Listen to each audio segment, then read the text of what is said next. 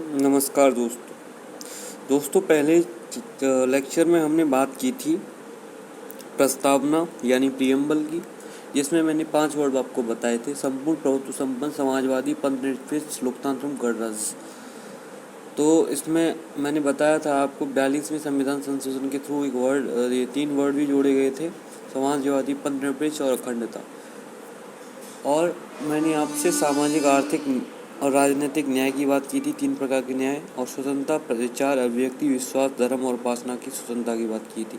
और 2 तरह की समता की बात की थी, प्रतिष्ठा, अवसर की समता, और व्यक्ति की गरिमा एवं राष्ट्र की एकता, अखंडता।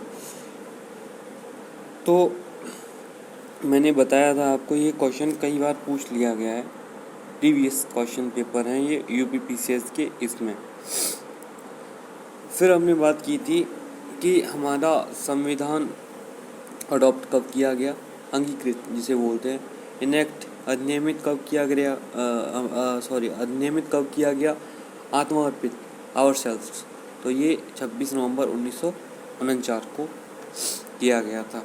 अब हम आगे पढ़ेंगे। जैसा कि मैंने बताया कि संविधान क्यों बनाया गया, हमें संविधान की आवश्यकता क्यों पड़ी, और संविधान बनाया तो फिर कैसे बनाया गया, तो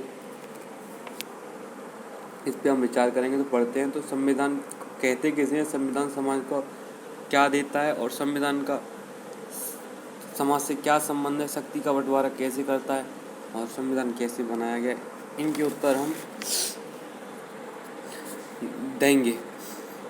तो दोस्तों, जैसे कि नीचे दिया हुआ है, हमें संविधान की आवश्यकता क्यों पड़ी, संविधान क्या है, इसके कार्य क्या हैं, समाज में इसका क्या रोल है, क्या भूमिका है, दैनिक जीवन से संविधान का क्या संबंध है। इन प्रश्नों के उत्तर देने के लिए,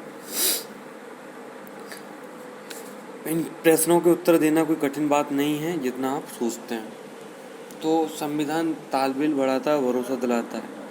तो इस पूरे पैराग्राफ का कंक्लूजन ये है कि एक समूह है, उसमें कुछ सदस्य हैं, और वो सदस्य भिन्न भिन्न जाति से हैं, भिन्न भिन्न धर्मों के हैं, जैसे हिंदू, मुस्लिम, ईसाई, बौद्ध, जैन इत्यादि के हैं।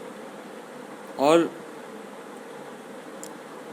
इस समूह में बहुत सारी विविधताएं हैं। तो इसका कंक्लूजन देखें तो ये मालूम होता है कि संविधान का काम क्या है। संविधान का पहला काम यह है कि वह बुनियादी नियमों का एक ऐसा समूह उपलब्ध कराए, यानी बुनियादी नियमों का एक ऐसा समूह उपलब्ध कराए जिससे समाज के सदस्यों को एक न्यूनतम समन्वय और विश्वास बना रहे।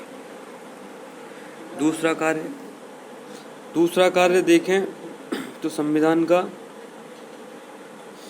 इसमें निर्णय निर्माण की शक्ति और विशिष्टताएं, यानी डिसीजन मेकिंग और निर्माण शक्ति किसको दी जाए, इसमें ये बात की गई। तो दूसरा काम संविधान का है कि संविधान का दूसरा कार्य है यह स्पष्ट करना कि समाज में निर्णय लेने की शक्ति किसके पास होगी, और संविधान में यह भी तय करेगा कि सरकार कैसे निर्मित होगी। अब तीसरी बात कहें तो सरकार की शक्तियों पर सीमाएं।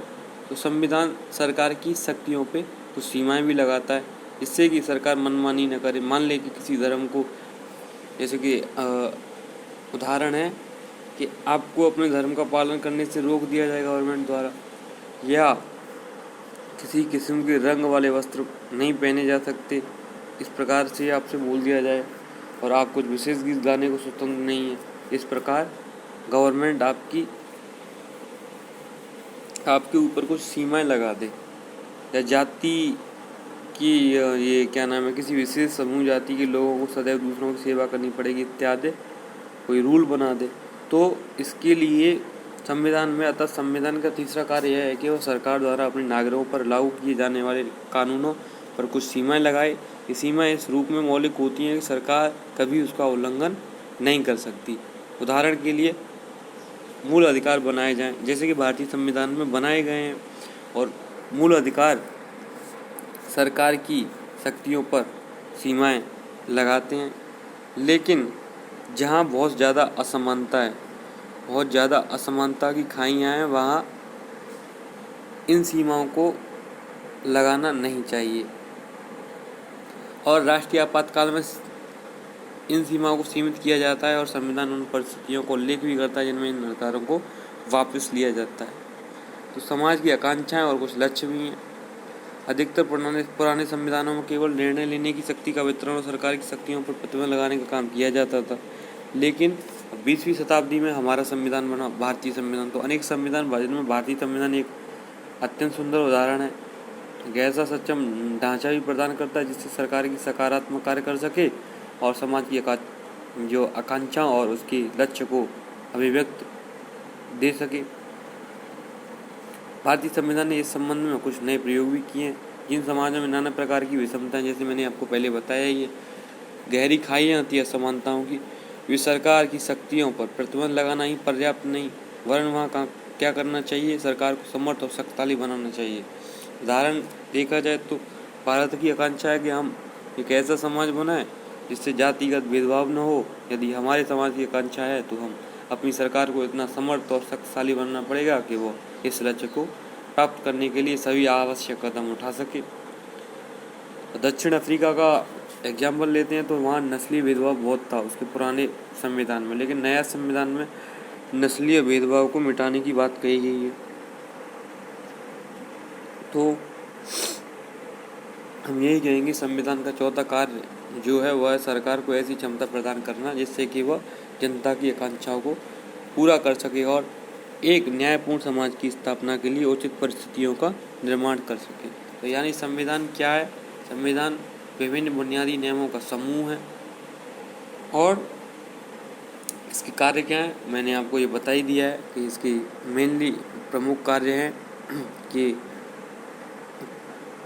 कानून बनाना और कानून लागू कैसे करना है और कौन लागू करेगा इत्यादि काम संविधान द्वारा किए जाते हैं। तो अब आगे चलते हैं।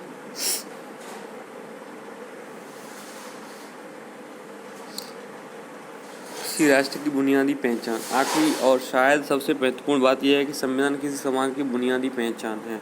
हाँ जी, संविधान के माध्यम से ही किसी समाज की एक सामूहिक इकाई के रूप में पहचान होती है। इस सामूहिक पहचान को बनाने के लिए हमें इस संबंध में कुछ बुनियादी नियमों पर सहमत होना पड़ता है कि हम पर शासन कैसे होगा और शासित में कौन कौन से लोग होंगे। संविधान बनने के पहले हमारी अन्य प्रकार की पहचान असीमितताएं होती हैं, लेकिन कुछ बुनियादी नियम और सिद्धांतों पर सहमत होकर हम अपनी मूलभूत राजनीतिक पहचान बनाते हैं। और दूसरा, संवैधानिक नियम हमें एक ऐसा विशाल ढांचा प्रदान करते हैं जिसके अंतर्गत हम अपनी व्यक्तिगत आकांक्षाओं और लक्ष्य और स्वतंत्रताओं का प्रयोग करते हैं। संविधान आधिकारिक बंधन लगाकर यह तय करता है कि कोई क्या कर सकता है और क्या नहीं। अतः संविधान हमें क्या देता है? एथिकल पहचान देता है, नैतिक पहचान देता है। और तीसरा और अंतिम, अब शायद यह संभव हो सका है कि अनेक बुनियादी राजनीतिक और एथिकल नियम विश्व के सभी प्रकार के संविधानों में स्वीकार किए गए। दुनिया भर के संविधानों को अगर देखें तो सबके स्वरूप अलग अलग है और उनको बनाने की जो प्रक्रिया है वो भी अलग अलग है, लेकिन उसमें कुछ साझापन भी है, यानी कॉमन भी है। अधिकतर संविधान मूलभूत अधिकारों की रक्षा करते हैं और ऐसी सरकार संभव बनाते हैं जो किसी न किसी रूप में डेमोक्रेटिक होती है, यानी लोकतांत्रिक होती है। लेकिन राष्ट्रीय पहचान की अवधारणा अलग अलग संविधानों में अलग अलग ढंग से होती है। ज़्यादातर राष्ट्र विभिन्न जटिल ऐतिहासिक परंपराओं, यानी जो रूढ़िवादी परंपराएं थीं, उनके सम्मेलन से बनते हैं। वे उस राष्ट्र में रहने वाले विभिन्न जो समूह हैं वो कई तरीकों से आपस में मिला देते हैं। जैसे जर्मनी का निर्माण जर्मन की नस्ल के आधार पर हुआ। संविधान ने इस पहचान को अभिव्यक्ति भी दी। दूसरी ओर भारतीय संविधान की जातीय यानी नस्ल को नागरिकता के आधार के रूप में मान्यता नहीं देता। विभिन्न राष्ट्रों में देश की केंद्रीय सरकार और विभिन्न क्षेत्रों के बीच के संबंध लेकर भिन्न भिन्न अवधारणाएं भी हैं और यह संबंध उस देश की राष्ट्रीय पहचान भी बताता है। तो दोस्तों, आज ये मैं इस चैप्टर को 2-3 पार्ट्स में कवर करूँगा। आज के लिए इतना ही काफ़ी है और मैं नेक्स्ट लेक्चर में आपसे मिलूँगा और उसी चैप्टर को कंप्लीट करूँगा। तो नमस्कार दोस्तों।